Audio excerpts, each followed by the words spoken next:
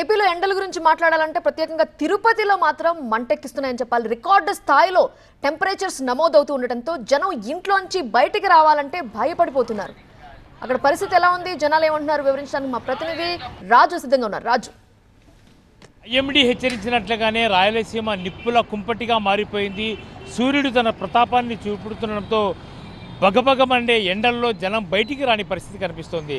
ప్రత్యేకించి రాయలసీమలో కర్నూలులో 45 డిగ్రీల సెల్సియస్ ఉష్ణోగ్రత నమోదు కావడంతో జనం బయటికి రావాలంటేనే భయపడిపోతున్న పరిస్థితి కనిపిస్తుంది. ఉదయం 10 గంటల నుంచి సాయంత్రం 5 గంటల వరకు ఉష్ణోగ్రతలు పూర్తిగా అంతకంతకు పెరిగిపోతుండడంతోనే పరిస్థితి నిర్మానుష్యమైన వాతావరణం కూడా ప్రస్తుతమైతే కనిపిస్తోంది.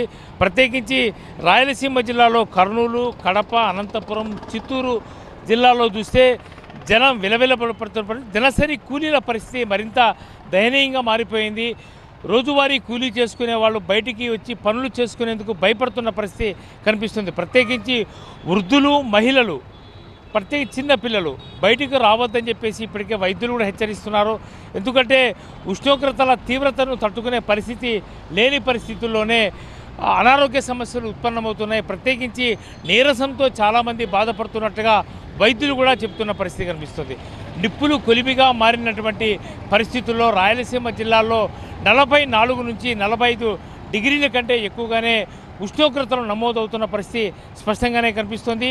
ప్రత్యేకించి తిరుపతికి శ్రీవారి దర్శనం కోసం పలు ప్రాంతాల నుంచి వచ్చే భక్తులు కూడా తిరుపతిలో ఉన్న ఉష్ణోగ్రతలు, తిరుమల కొండపై నిప్పులు చెరిగే సూర్యుడి ప్రతాపాన్ని తట్టుకోలేని పరిస్థితి కనిపిస్తుంది.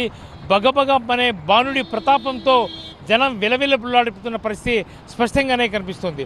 ప్రత్యేకించి అనారోగ్యానికి గురవుతున్నటువంటి సంఖ్య అంతకంతకు పెరిగిపోతుండడంతో వాతావరణంలో వచ్చినటువంటి మార్పులు, హీట్ వేవ్స్ వల్ల అనారోగ్య సమస్యలు కూడా వస్తాయని ఇప్పటికే వైద్యులు హెచ్చరిస్తున్నారు. కాబట్టి రాయలసీమ జిల్లాల అంతటా కూడా ఇదే రకమైనటువంటి ఉష్ణోగ్రతలు కొనసాగుతున్నాయి. అయితే ఇప్పటికే పాఠశాలలకు సెలవులు ప్రకటించారు కాబట్టి ఇబ్బంది లేకపోయినా చిన్నపిల్లలు, వృద్ధులు, మహిళలు ప్రత్యేకించి వీళ్ళు బయటికి రావడం ద్వారా అవసరమైతే తప్ప బయటికి రావద్దని హెచ్చరిస్తున్నా అత్యవసర పరిస్థితుల్లోనే బయటకు వచ్చి అనారోగ్యానికి గురవుతున్న పరిస్థితుల్లో హీట్ వేవ్స్ వల్ల అనారోగ్యానికి గురవుతున్న వారి సంఖ్య పెరుగుతోంది.